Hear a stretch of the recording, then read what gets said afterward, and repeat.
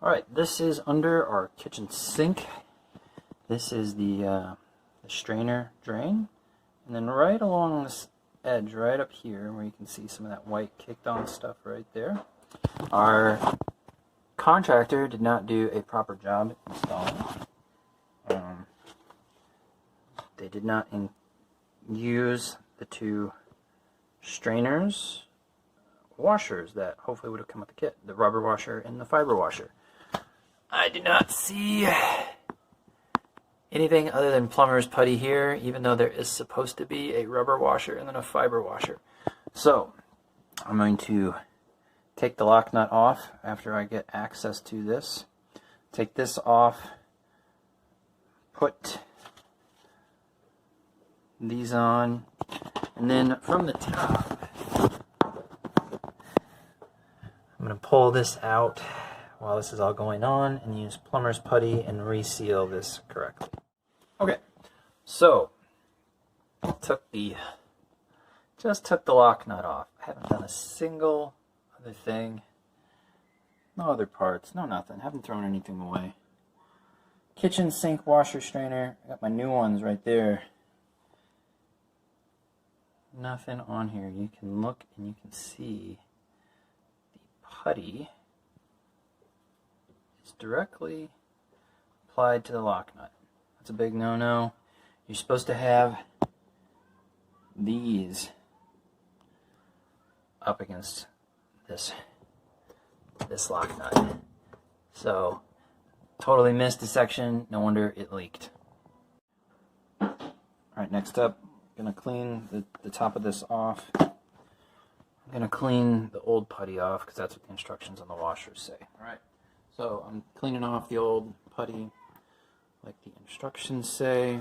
Some of it just comes right off in a nice, using the fingernail, using gloves to keep my hands cleaner. So I'm going to do a little bit of detail work, but just cleaning this off. Okay, the other area that needs to be cleaned out, this putty right here around the edge. So I'm just taking a wet wipe. I'm going to wipe that out, clean that out. Plumber's putty, a little over $3 at the store. It's supposed to be about a ½ inch thick, as per the very easy to read instructions on the washer. It goes around the bottom of this. It's supposed to overlap a little bit. I'm going to put the extra there. So that is probably, if we want to be technical, that's a little bit more than a ½ inch, so I'll have extra to clean up. That's okay. I'd rather have more than enough than not enough. We are definitely going to have enough on this. So, I'm going to put this into the sink over the top. I'm just going to set that in. And as an amateur do-it-myselfer, I want to definitely see that coming out from all the way around. Instructions on this. We've got the plumber's putty up there. Place new rubber washer, followed by cardboard washer, onto the shank. This. And then I'm supposed to put the shank nut, or the lock nut, on. So, this is what creates the watertight seal. I don't know what that's there for, but I'm following the instructions. We're going to put that up in there. And now the locking nut. Can you see that? Okay. So we're just going to go. If you don't know what you're doing, there's always a good YouTube video out there somewhere to help you out. See? Tighten with adjustable pliers. I think a lot of us have seen these. These are great. If you don't have them and you're a homeowner, get them. Do not over tighten. Discard trim and then discard plumber's putty away from the strainer flange. Alright, so I should have done one thing that one of the online videos showed me. I should have trimmed away the excess putty on this side before tightening. So that's what I'm going to do right now. And I just take this hook, kind of use it as a little screwdriver, get a lot of that out of the way, because this is going to do a lot of the watertight seal work for me. I'm just going to toss this extra putty back in here. So you can see I've already got a lot less putty. Got a little bit on the back. I got to get in here. Made a little bit extra work for myself. Alright.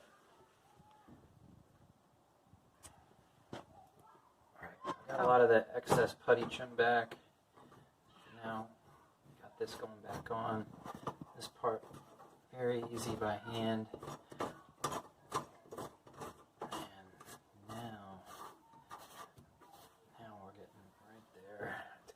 Watertight seal. Now this is where you can only get it so tight by hand. Get it in there pretty good. Yeah, this is looking a lot more promising than what we had before, I hope.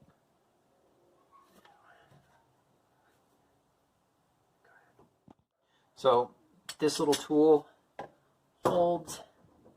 If I can get it in there, it's a little tricky.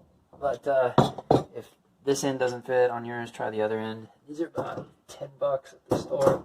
Fits up in there, and that way it holds this part while you lock this part. Again, if your store has the special tool to do this, I would recommend it, but channel locks are great at all this stuff. It just slips a little bit more often. And then it says, my instructions said do not over tighten. I don't know what that means, so I'm going to make sure it's tight. Just don't break yours.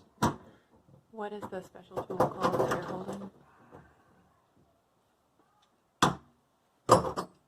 Go to the store and wander around and find this. Okay.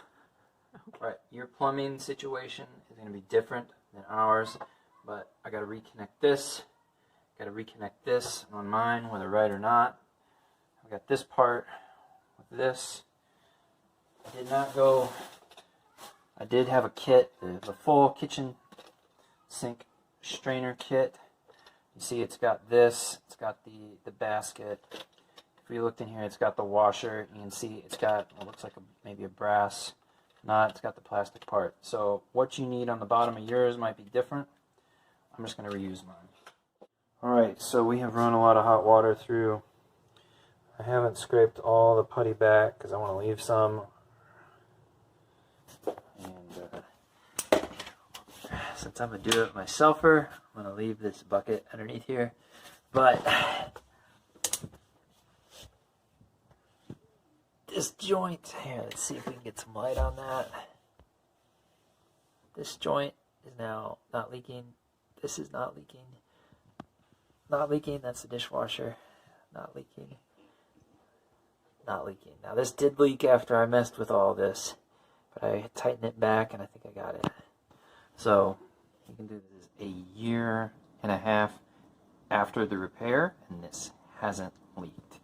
It was all about the missing gaskets.